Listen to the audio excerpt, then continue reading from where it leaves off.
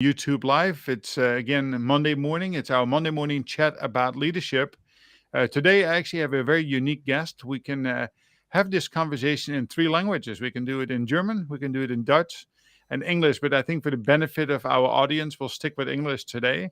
It is my pleasure to actually meet and introduce to all of you Katrijn van Oudheusden. It's both a little bit of a German, a little bit of a Dutch name, but she has a phenomenal background. And even more importantly, she wrote a really interesting book about selfless leadership. There you go. Amazon, go right to Amazon, pick it up over there. We have to support each other as trying to get the word out about a better way of leading and a better way of coaching.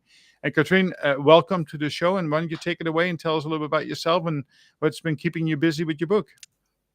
All right. Thank you so much, first of all, for this opportunity, for spreading the word. So I'm the author of this book, Selfless Leadership. And just to start things off, it's going to be free on Amazon this weekend on the 2nd and 3rd of July.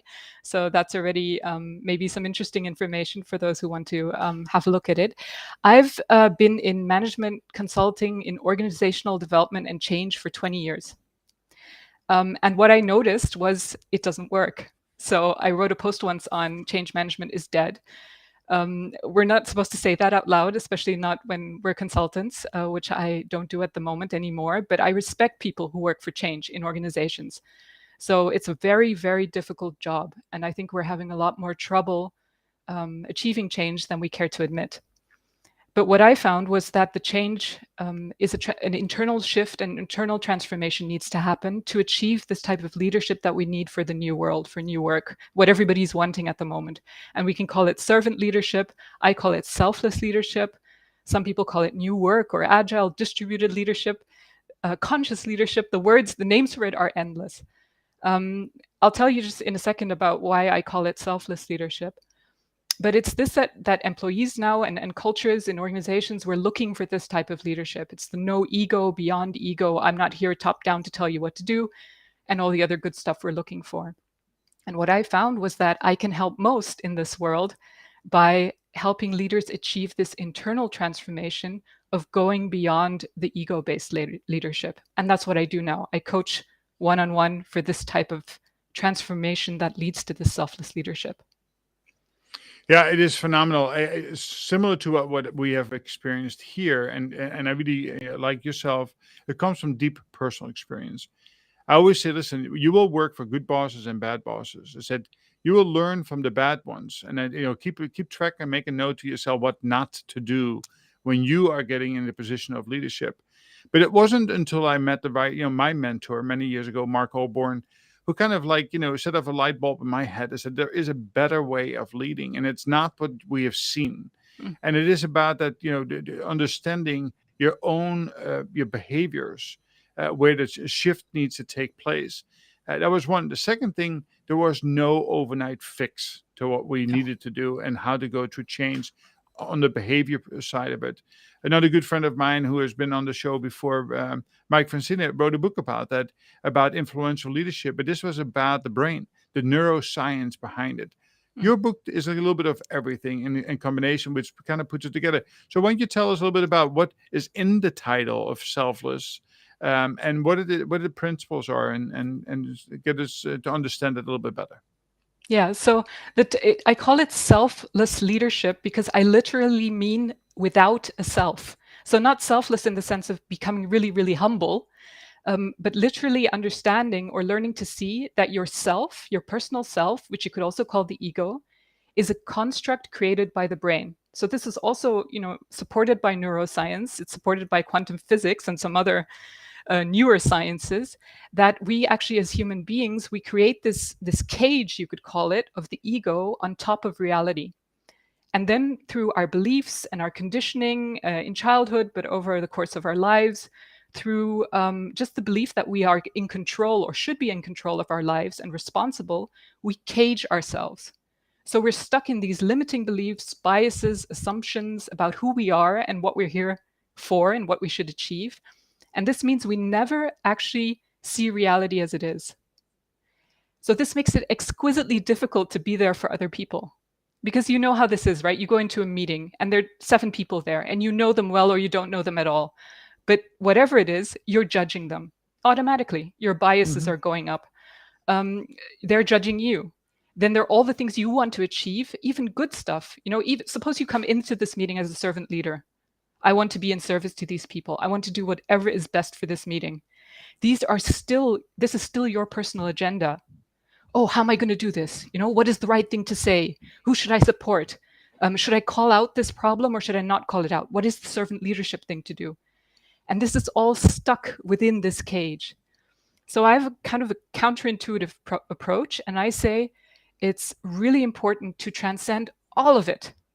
So there's a space within us as human beings which is free from all of that, because we are able to tell other people what we think. We're able to reflect on and become aware of this cage that we're stuck in.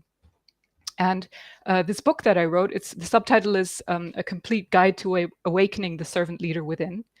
Because what I say is that, and not just me, there are many people who say this, our true nature underneath the ego is selfless, so literally without the ego, and it wants to be in service to others, but not from an ego perspective, even an enlightened or humble ego, but just from a natural flowing with why we are here on this earth. Well, that's to be in service to others in a greater whole. And the book shows you 4 key insights and 16, this is really important, 16 reflection practices that actually help you to see this directly.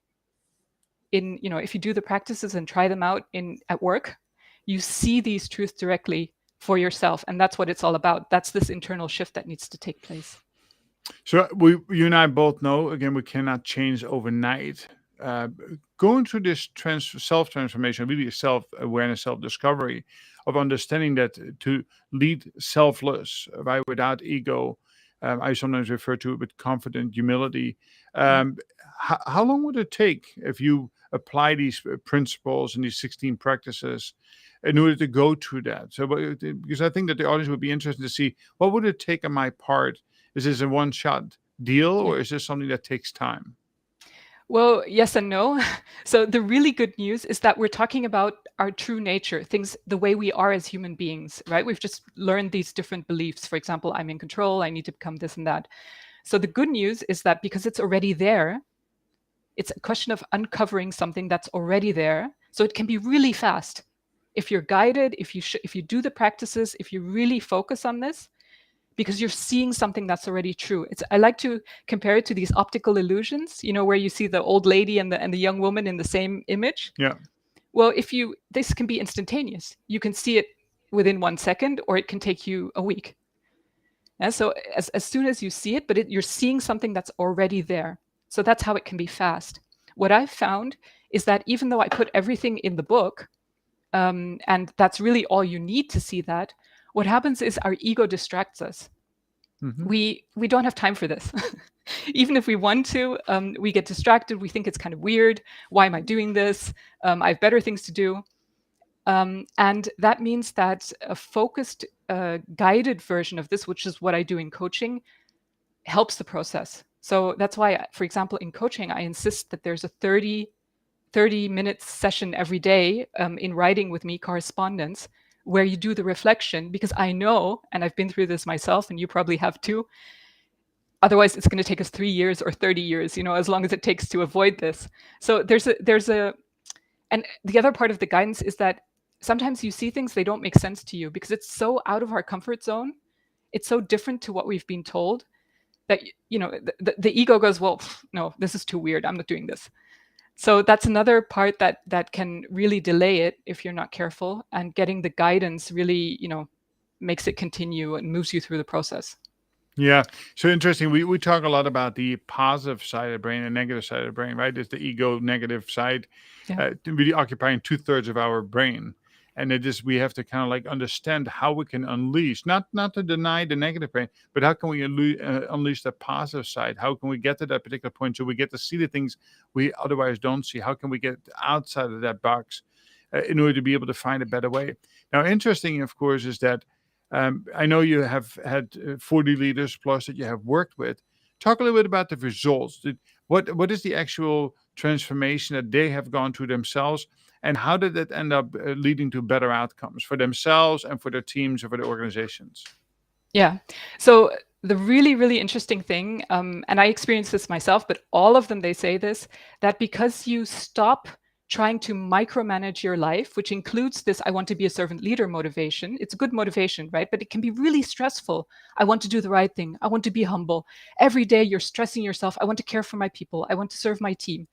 It's very, very stressful. And one of the first things is that that disappears. So you stop putting pressure on yourself to be something you're not. And the whole narrative now around servant leadership, it's often in this moral, dogmatic, you have to become sort of the clone of Mahatma Gandhi, or you're not good enough yet. You have to work on your humility first. And because this approach is so different, it's already there. You can let go of all that. That's one of the first things that happens. So it's this, oh, okay, I can relax and just be myself, because that's what I am anyway. And I can be present. I can be here and now. So all that good stuff. And that already changes a lot. People see, oh, you're more present for me. You're more present as a leader and not off in your illusion of what you want to become. And then kind of like in the midterm, what shifts is this idea that we are able to and should judge and develop each other all the time. So this is another key component that we learn, which is I need to, when I have employees or a team, or I'm in a leadership role, I need to be working on these people. And that serving them is some form of growing them and developing them as though they're plants, and I'm the gardener. And what we come to see with this approach is that you can't do that. You can't even develop yourself. So it's a lot of this letting go of who are we to judge others where they are and what they need. So that's more letting go, and that's more stress and anxiety that's gone, and frustration. And where it really, so the long term, which in my coaching is 7 weeks, so it's not that long, I guess. But then it shifts into this service as my default setting kind of mode. So that's where you're able to, you see the ego, you still have one, you don't disappear. But what you just said, you see this 1/3 of the brain that you have been ignoring, and you can act from there. So what happens is you show up to the same team meeting, and instead of judging all these people or having a personal agenda, you're present. And you can flow with what emerges out of this group of people in the moment. And you are naturally in service to them because you're no longer so obsessed with yourself. So it's the shift from self-oriented to outward focus, but without any moral or forcing. It's natural. Interesting. So the people who are on the receiving end must feel a change take place, and that leads to higher levels of engagement.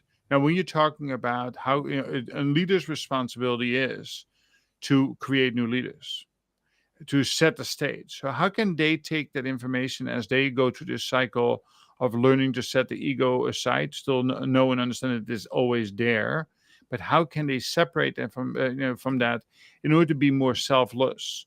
How would they work with their subordinates on that? How would they guide their team, and how is that going to impact outcomes? Well, I'm convinced after all these years of trying other approaches that most of it is subconscious and subliminal. And we have all these antenna as human beings. What are you trying to do with me? What are you trying to do to me? And so most of this, I think most of selfless leadership and servant leadership is simply a way of being in the world. And people pick up on that in an unspoken way. So you're modeling behavior, you're modeling a way of being, and people want to follow you or want to be like you because of what you embody. And if you're embodying selfless service, this is highly addictive in the good sense. It gives meaning and fulfillment. People see that. So that's, I think, the biggest part. If there is a part still, which may come up, of growing or helping other people move towards that role, I think it's more a question of explaining. So it's these insights, hey, you don't have to worry so much about whether I'm judging you because I don't do that anymore, or it's ridiculous to judge people. So making these things explicit and explaining what you've seen can also help move others in that direction. But essentially, I think it's an internal shift and everyone has to get that in some way for themselves. Yeah, it becomes almost like an infectious disease, a good one, by the way, right? Yeah. Is that if you model that behavior, that people tend more to want to follow that, and that's interesting because I've been in a leadership role for 20 plus years, and had to lead people who are much older than myself, and Mm. sometimes even much better educated physicians and professors and residents, as well as other people in the healthcare industry. The impact today on the millennials on how they would like to be led is very different from Gen X and anything in Yeah. between.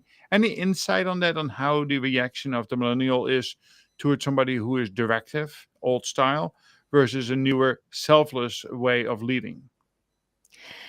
I think that's actually part of the reason I got into this, maybe because of I was sort of a Gen Xer before they existed, in the sense that I could not deal with hierarchical directive leadership, and it got me into lots of trouble at work. I also worked, in healthcare and in hospitals in the beginning, and didn't fit the culture. But so I don't have like direct experience with that, or that I'd say that this is something I'm well versed in. On the other hand, this is the ultimate answer to what we started off with: agile, new work, distributed. Even I always speak of selfless leadership because I don't see it as a leader per se, but as an act, as something to engage in. So it's leadership, it's leading, it's a verb or something that you engage in, but it doesn't have to be. It's definitely not attached to a single person or a specific role. So I think this type of leadership style, which is not a style, way of being, is much more conducive to these new leadership styles that we want. Yeah, it is more upper brain, right? It is more being responding to things than our traditional lower Yeah. brain is reacting to things, right? So it's very much rooted in behavior itself.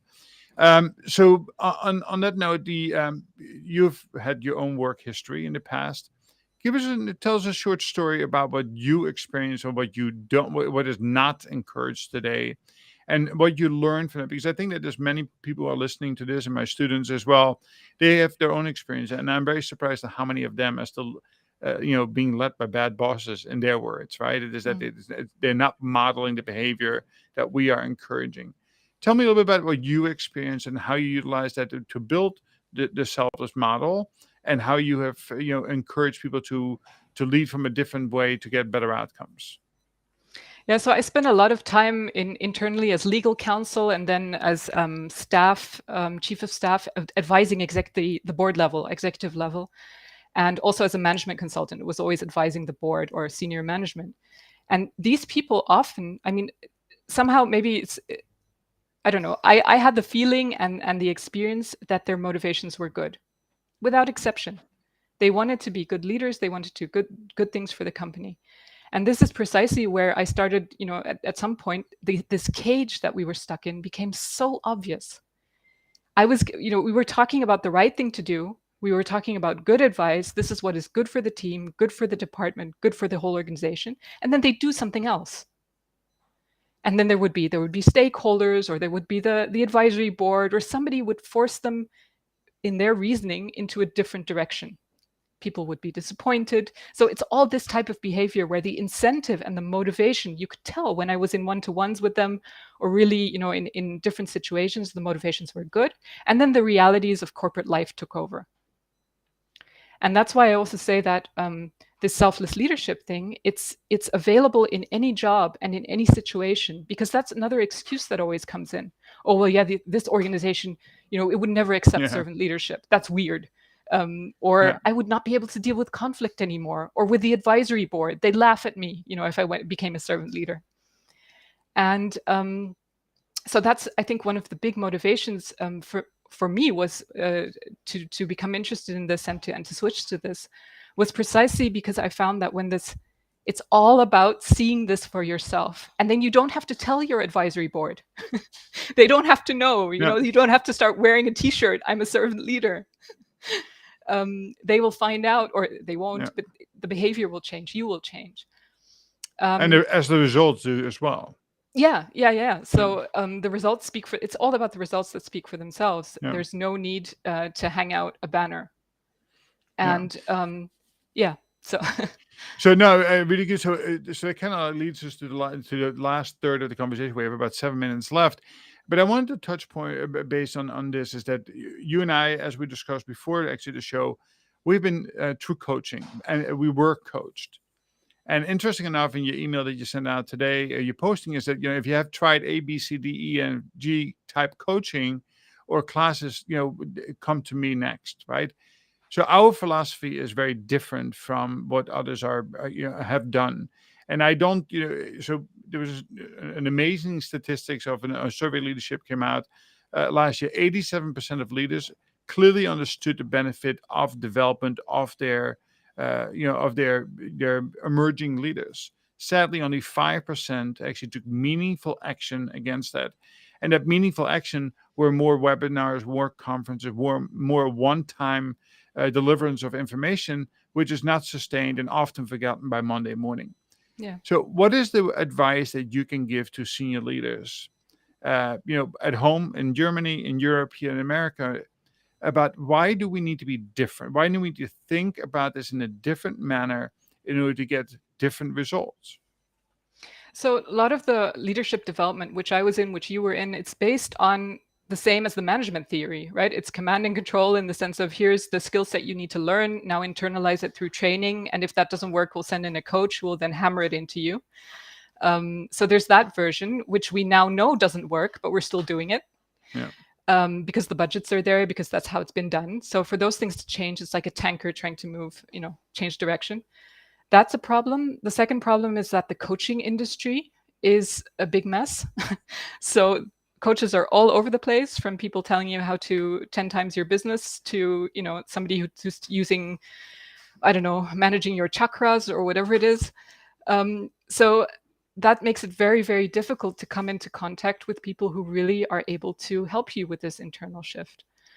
My best advice would be is become the man, or take responsibility for your own internal environment, which is just as important as the software you have on your laptop or the people you work with. So it's also your internal, and this is coming up now. There's more about self-awareness, self-reflection. This is all becoming more important, and yet all of that, most of that is still in this old paradigm. It's I need to learn more about myself, more about my ego, my identity, and what the real transformation is going beyond that, getting out of that. And that's unfortunately not very widespread yet, but there's a lot you can do, you can discover for yourself. I think it goes back to Socrates and a lot of very old traditions, Buddhism and Zen and many others, who say the highest form of knowledge is self-knowledge, but not in the sense of understanding my character, which is how it's often now promoted. That's not interesting, right? Your character is a bunch of software. It was conditioned. What we're interested in is the higher self-knowledge. So this 1/3 that you were talking about. Yeah. And anyone can become interested in this path or this part of ourselves and start exploring that. And then if you become interested in something, you pursue it and you find the teachers and the path and the guidance that you need to progress. So I still think it's a personal thing right now. Until organizations wake up, it's going to be something that leaders need to pursue for themselves. Yeah, I agree. I always say it takes courage to lead from the leading edge and not the trailing edge. And I think a lot of the services that are being provided right now are trailing edge. They have been shown not to be effective, but people adopt them because they come from big companies with big names, and they cost big dollars. And they think that just because it is very expensive, it must be very, very good. And I think that people need to start thinking a little a-traditional. I think that my friend Mike Versino, when he talks about influential leadership, about upper brain, lower brain, we're onto something, right? It is about behavior. Similar to what you talked about, is that yes, it is about raising self-awareness and understanding, but it goes beyond that. And I think when we get these courageous leaders, of course, then we can make a change on the top by opening up to other ways of doing, alternative ways of doing it, which in my mind over the years will become the leading on the leading edge of development of self and development of your teams. So it's really great. So with the couple minutes that we have left, give the 1, 2, 3 takeaway that the audience can either try, do, or experience. Yeah, so I always say this, the most important skill or approach that you can start doing right now is to become self-aware, not in the sense of who am I, why am I like this, what are my skills, but to become self-reflective in the sense of that you start to observe how your own mind works. And the easiest way to do this is to start journaling or thinking or reflecting in the third person. So what we want to do is to create some distance to what I always, I show it like this. This is our mind, thoughts, beliefs, sensations, everything we're experiencing. But there's also the observer of that. And usually it's like this. Even when we do self-awareness practices or mindfulness, we're still so, close to this. We're identified with the content of our experience. And one of the biggest shifts you can make, because this will grow by itself, is to start observing this as not you. So they're not my thoughts, they're thoughts. They're not my experiences, my sensations, they're just sensations appearing in my experience. So you take this position of the observer, and a really cool way of doing that is start talking, not in public, but in private, start thinking and talking about yourself in the third person. The body feels hot. I think you can see it. I mean, it's really hot in here. The body, is uncomfortable. The thought appears, I should have turned on the air conditioner. Yeah, the thought appears, the meeting went horrible, was a disaster yesterday. The thought comes, I should have. The thought comes, this and that. And even just doing this for a couple of minutes a day, it puts you in this observer, which is always there. The observer is at a certain point, you can find yourself in the middle of the meeting doing this. And this creates distance. And it stops making it so personal. So you're not so emotionally affected. And before everybody says, oh, I'll become some kind of zombie, and that's not the case. You're still involved. The emotions still come, but you're not ruled by them so much. Yeah. And that's the freedom we really want and can find as human beings. Yeah, it is a transition from being reactive to becoming responsive by taking even that nanosecond to process the information that you're feeling before you act upon it. And so, Katrijn, thank you very much. It is 10:27 in the morning. It's in the afternoon, so it's almost time for you to get into the air conditioner and sip a fine glass of wine. Thank you for joining me this morning. It really is fantastic. I hope that maybe in the future we can reconnect and talk a little bit more about this, because I think it is what you're doing is phenomenal. You're trying to push the envelope and get people to think a little differently, promote that 1/3 of the brain that we deny ourselves. And I would even say happiness. It is a shame. Right? We need to do better, and we can do better for ourselves. Again, pick up Katrijn's book for free on Amazon this weekend. Otherwise, you can always find it after that online. Again, participate in conversation. It is very important. You can find her on LinkedIn as well. You can follow her. There's really daily activities that we can support each other in trying to find a better way of leading people from a higher level. Again, thank you very much. We're going to take a break next week for 4th of July celebration, so everybody can be mindfully present with their own families. But again, the week after, we'll pick it back up. We have great authors. We have great leaders. We have a great, executive in the recruiting industry. Come join us real soon. Leah Tall from Tall Healthcare. If you're interested in coming to join the conversation, send me an email at thedutchmentor@gmail.com. You can always follow the conversations at thedutchmentor.com. Katrijn, again, thank you very much for joining us this morning, and be well. Thank you. Thank you. Thank you. We'll talk soon again.